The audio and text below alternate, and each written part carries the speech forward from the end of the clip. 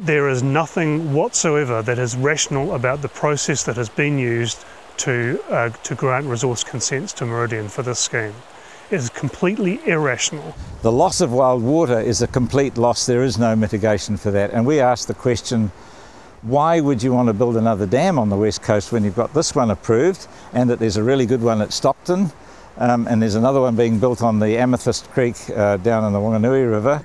I think we as a region have reached a point where we don't need to be exporters of power to survive as a region. If somebody could show me a plan of not just the west coast but the whole of the country that said these are the rivers that we would like to sacrifice for the nation's good, I might listen. But at the moment nobody's got that plan, and they're saying let's do this river, let's do that river, let's do that river, and before we know it they're all gone.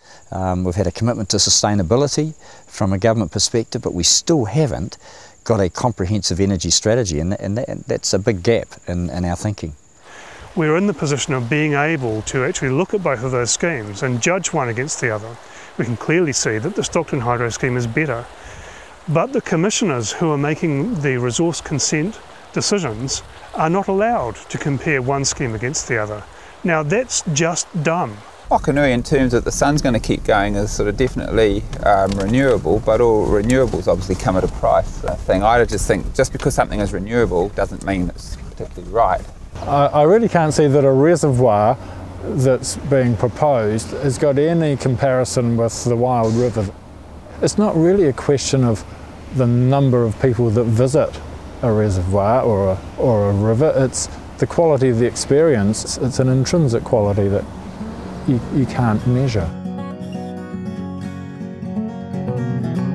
When you're tramping, you're often looking at your feet so you don't trip over something. Sitting in a raft, you can actually watch the bird life and the forest going by, so it's a different perspective. Well, if this river is dammed by Meridian's scheme, it would be the single largest inundation of conservation land that we've ever seen in New Zealand. There would be over 330 hectares of forest going underwater. Native forest, podocarp forest on the alluvial terraces. It's the southernmost extent of northern rata on the west coast. It's got southern rata. It's very diverse. There's a lot of threatened species. There's the blue duck, kereroo, western weka, several species of poelephanta.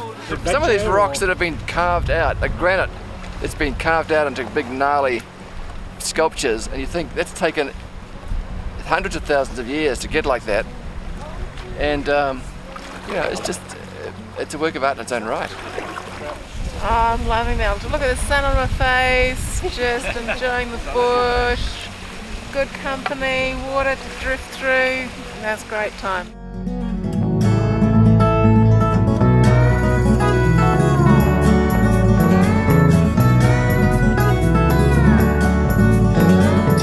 I suppose I'd really like to be able to keep using the river and exploring it, and I think it's a really important part of the country and that we need to, you know, be proud of what we have here.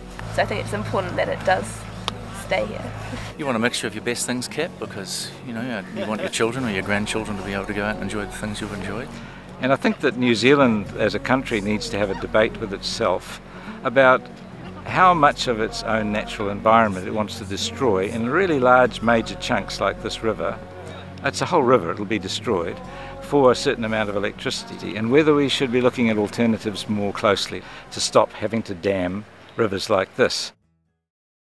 Well, triple bottom line is a fairly modern sort of concept where you worry about the profit, the community and the environment, and each of those ways in the equation. And so for us, this is heavily a triple bottom line. Yeah, it's kind of bizarre, as most of my life I've probably been up against forest and bird. I mean, I have a strong mining background, and yet on this scheme we have been supported and got good ideas from Forest and Bird, Buller Conservation Group, the Conservation Board, the canoeists, Federated Mountain Clubs, and then when we come to the hearings we're squared off against two big developers, Solid Energy and Meridian, so it's been quite bizarre. For every other product that we sell on the international stage, whether it's dairy or wool or beef or clothing, we trade on that 100% pure image. When we start to undermine that image by taking those natural places and exploiting them for short-term commercial gain, we actually undermine the whole of our economy. Fantastic day. It was awesome. Really tiring though. My arms are really sore. They all think it's bloody magic and they think it's a great trip, and what can I say? I think the river does the magic thing, isn't it? This is this country and this river, all of our good rivers. I think we need them here for every generation to enjoy. I mean, I think it's our heritage. It's a negative situation. The days go by, the minutes move slow sometimes. And there's more to this than I'll ever know, but I don't think that I would change things. This is DJ Stereotype with you from now until dawn.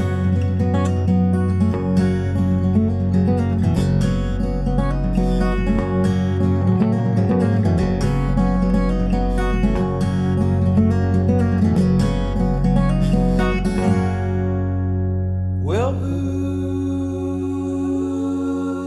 makes the playlist?